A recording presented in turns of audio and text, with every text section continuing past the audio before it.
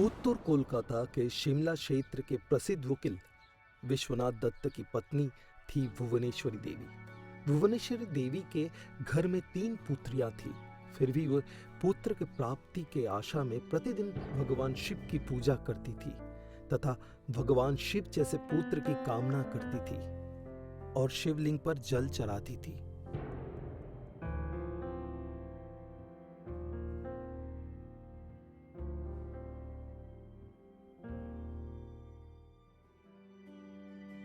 हे भगवान शिव शंभु, कृपया मेरी प्रार्थना सुनिए प्रभु। मैं आपके जैसा बेटा चाहती हूँ। कृपया मुझ पर दया कीजिए महादेव, दया कीजिए।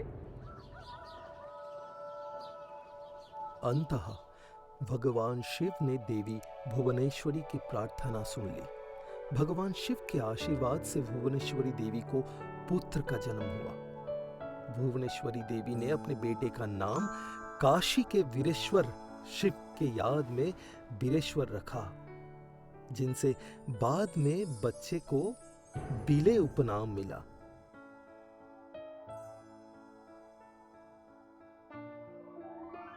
लेकिन स्कूल पे दाखिला लेने के समय विश्वनाथ दत्त ने उनका नाम रखा था नरेंद्रनाथ दत्त। जैसे जैसे बिले बड़ा होते गए, उसका शरारतें भी बढ़ती गई। उत्तर कलकत्ता में रहने वाले दत्त परिवार बिले की शरारतों से परेशान हो गए। बिले बिल्कुल अच्छा नहीं हो रहा है, गुड़िया दे दो। नहीं दूंगा। अच्छा नहीं हो रहा है बिले, गुड़िया दे दो। नहीं दूंगा, नहीं दूंगा। रुको, नहीं एक दूंगा। बार पकड़ो तुम्हें, देखो क्या करती हूँ। नहीं पकड़ पाओगे, नहीं पकड़ पाओगे। ये लो तुम्हारी गुड़िया, ये लो तुम्हारी गुड़िया। ये बात है, तूने हमारी गुड़िया मिट्टी में फेंक दी।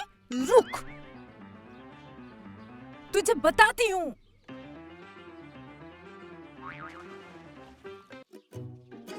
आओ आओ, मुझे पकड़ो, मुझे पकड़ो। माँ, ओ माँ, देखो बिले क्या कर रहा है। बिले गीली मिट्टी लगा रहा है। माँ, क्या हुआ है? क्या किया है बिले ने? तुम लोग चिल्ला क्यों रहे हो? वो देखो क्या कर रहा है बिले। बिले, ये क्या हरकत की तूने? इस सारे शरीर में गंदगी लगाकर चल तुम्हें नहाती हूँ। सुबह एक बार नहलाया था, फिर से गंदगी लगा लिया। चल तू मेरे साथ। मैं अभी नहीं नहाऊंगा, मैं अभी खेलूंगा। तुम जाओ अभी। ऐसे गंदगी लगाकर कौन खेलता है रे? चल तू मेरे साथ। ठीक हुआ, अच्छी सबक मिल गई। मुझे छोड़ दो माँ, मुझे छोड़ दो। मैं अभी खेलूंगा, मुझे छोड़ दो। मैं अभी खेलूंगा, छोड़ दो मुझे, छोड़ दो मुझे। मैंने वीरेश्वर महादेव से एक बेटा मांगा था। चाहा था कि वो मेरा बच्चा बनकर जन्म ले। वो तो नहीं आए, एक भूत को भेज दिया है। छोड़ो, छोड़ दो मुझे। शिव शिव शिव शिव शिव शिव शिव शिव शिव। बिले बचपन से ही कुछ पशु पक्षी पालता था। उन सब पशु पक्षियों को बिले बहुत ध्यान रखता था। एक दिन बिले उन पशु पक्षियों को खिला रहा था, तभी उनके घर में एक भिखारी आता है। भिखारी को देखकर छोटे बिले हैरान होकर देखने लगता है। माँ, कुछ भिक्षा दे दो। माँ तो अभी खाना बना रही है, कैसे तुम्हें भिक्षा देंगी? ओह, अच्छा, मैं चला जाता हूँ, कोई बात नहीं। थोड़ा रुको, ये लो, तुम ये धोती ले लो। ये तुम क्या दे रहे हो बेटा? ये धोती मुझे दोगे तो घर में तुम्हें डांट पड़ेगी। ये धोती मेरी है, पापा मेरे लिए खरीद कर लाए हैं। ये तुम लोगे तो कोई मुझे नहीं डांटेगा। तुम ये धोती ले लो। बड़े हो बेटा, तुम बहुत बड़े हो। कौन आया था रे बिले? एक दादू आए थे भिक्षा लेने। मैंने उन्हें अपनी नई धोती दे दी। ये तूने क्या किया बिले? मुझे बिना पूछे नई धोती दे दी? तुम्हारे पापा ये धोती 2 दिन पहले ही खरीद कर लाए थे। वो देने से पहले तुम मुझे बताओगे नहीं? वो जिसकी भी धोती हो, बिना बताए क्यों दे दिए? चल, तुझे आज मैं एक कमरे में बंद करके रखूंगी, तब समझ में आएगा। माँ मुझे छोड़ दो, मैं खेलने जाऊंगा। माँ मुझे छोड़ दो मुझे।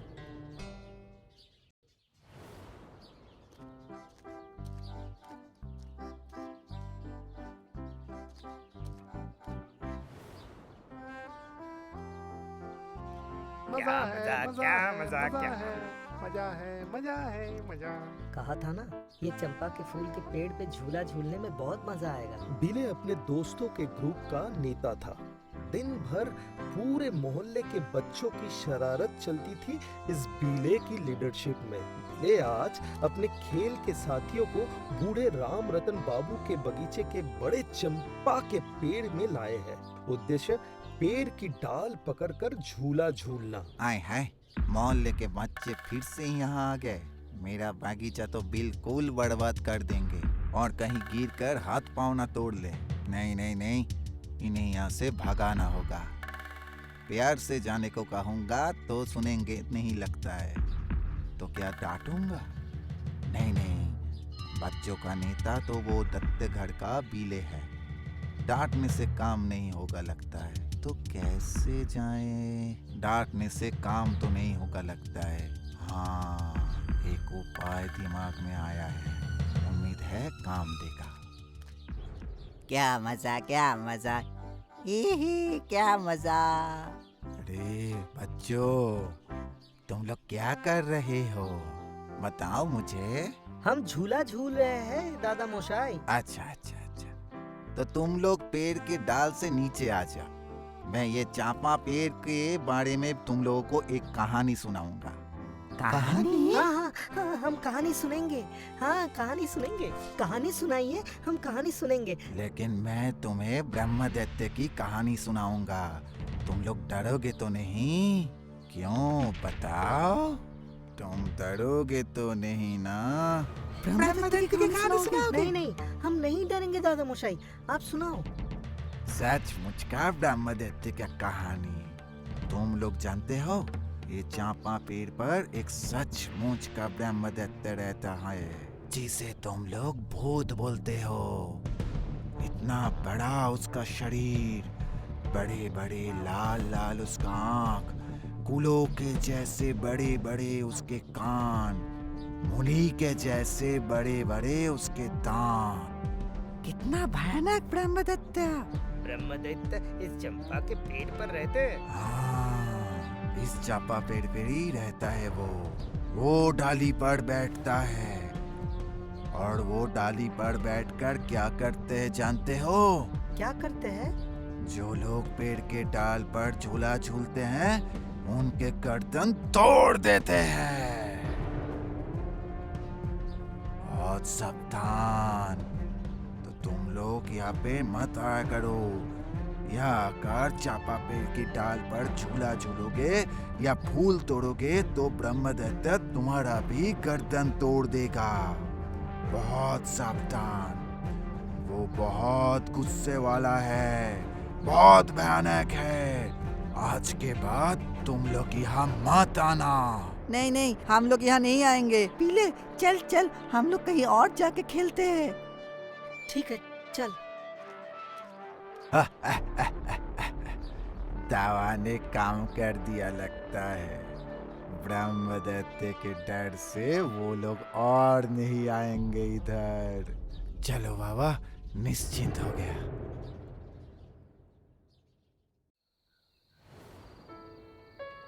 अच्छा माँ, हम्म, ब्रह्मदैत्य क्या सचमुच है? बताओ ना।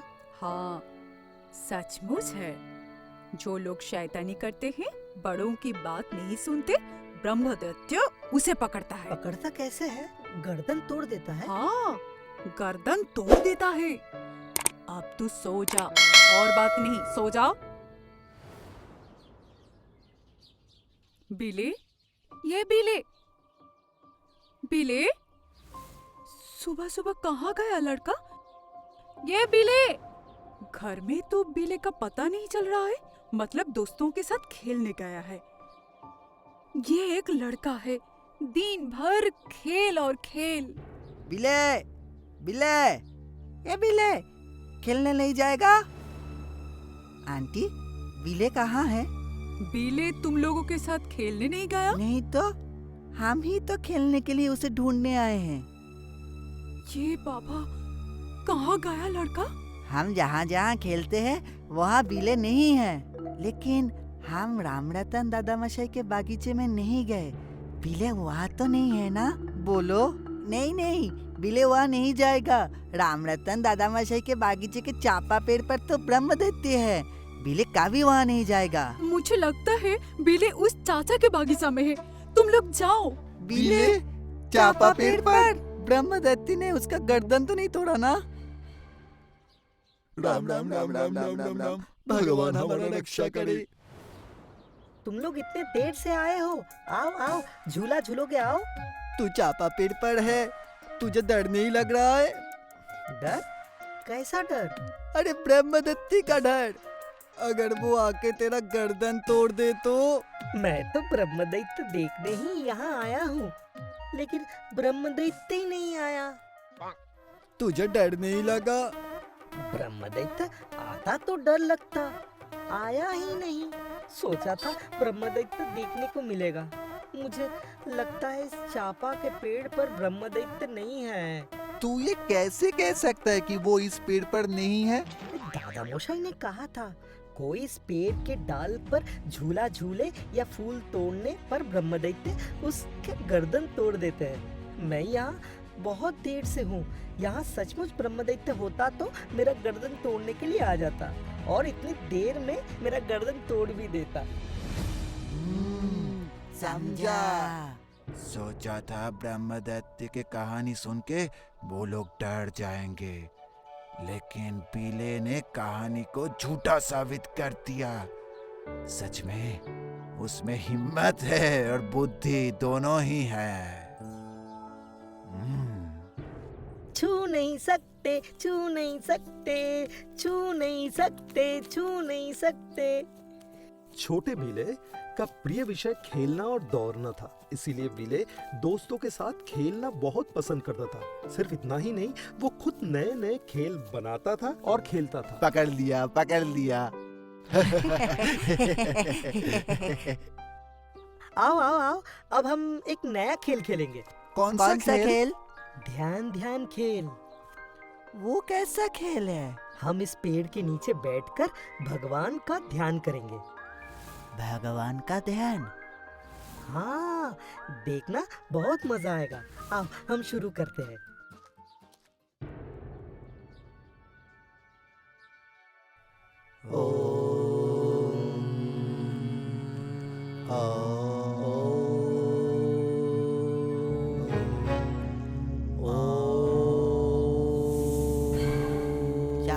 सांप, सांप।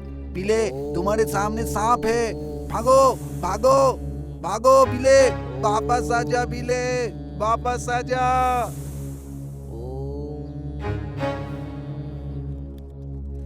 बिले तो हमारी बात सुन ही नहीं रहे। अब हम क्या करें? चलो आंटी को बुला के लगते हैं। हाँ हाँ, चलो चलो।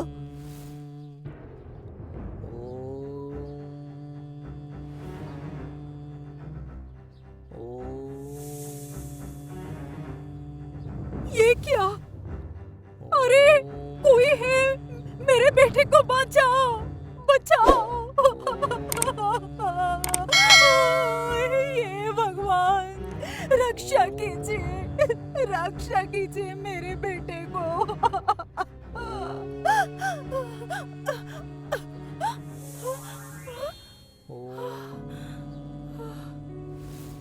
पीले, माँ, क्या हुआ? बिले, तुम्हारे सामने बड़ा सा एक सांप आया था। सांप ने फन उठाया था, तू समझ नहीं पाया? सांप के सामने तू ऐसे क्यों बैठा था? बोलो, अगर तुझे काट लेता तो? मैं तो ध्यान कर रहा था, मेरे सामने सांप आया था, मैं तो समझ नहीं पाया। तू कुछ समझ नहीं पाया? शिव, शिव, शिव। हम जो तुम्हें इतना बुला रहे थे तुम सुन नहीं पाए? ध्यान में बैठकर मैं जैसे किसी और ही दुनिया में चला गया था। चारों तरफ इतनी रोशनी, इतनी खुशी, क्या बताऊं। मैं सच में तुम लोगों की आवाज सुन नहीं पाया। माँ कब आई वो भी समझ में नहीं आया।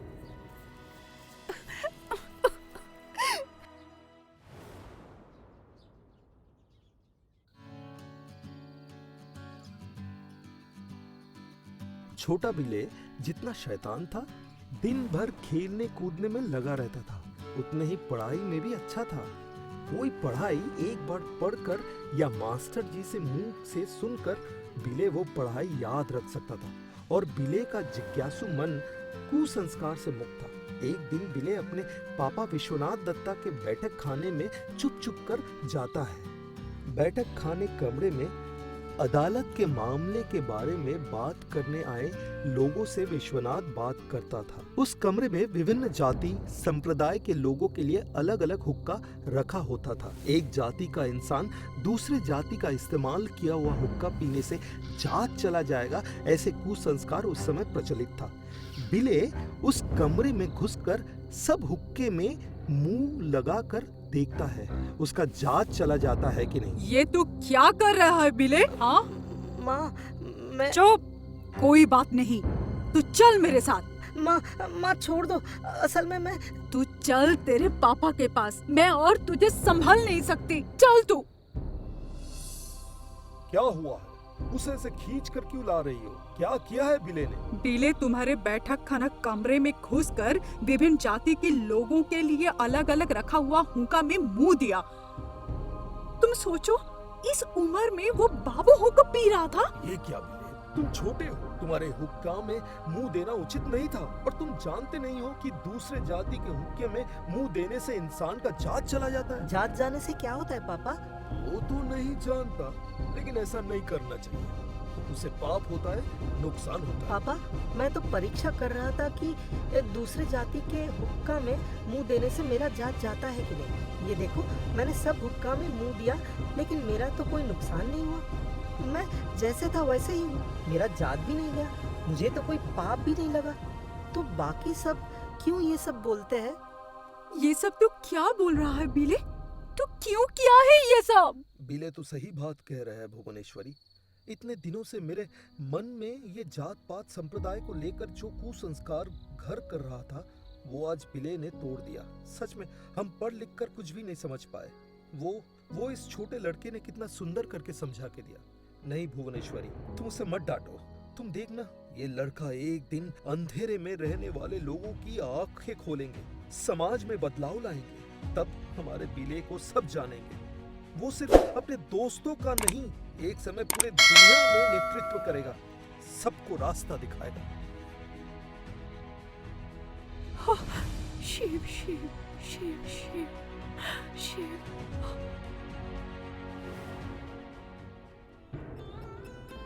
छोटेपन से ही नरेंद्र नाथ यानी बिले साहसी और दृढ़ निश्चयी थे। वही बाद में श्री श्री रामकृष्ण परमहंस देव के शिष्य बनकर विवेकानंद नाम से जाने गए और मानव सेवा को जीवन के प्रमुख धर्म बताया।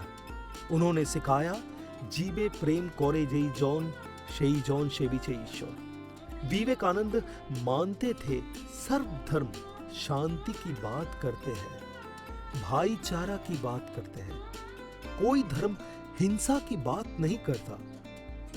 1893 साल के 11 सितंबर को शिकागो विश्व धर्म सम्मेलन में उपस्थित होकर विवेकानंद ने कहा था, राक्षस रूप धार्मिक हानाहानि अगर ना होता तो मानव सभ्यता और सुंदर होता।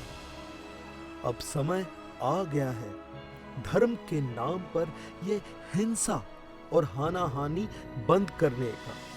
विवेकानंद की जीवन और वाणी आज भी हमारे युवा समाज को उज्जीवित करता है। इसलिए 12 जनवरी उनके जन्मदिन युवा दिवस कहकर माना जाता है देश भर में।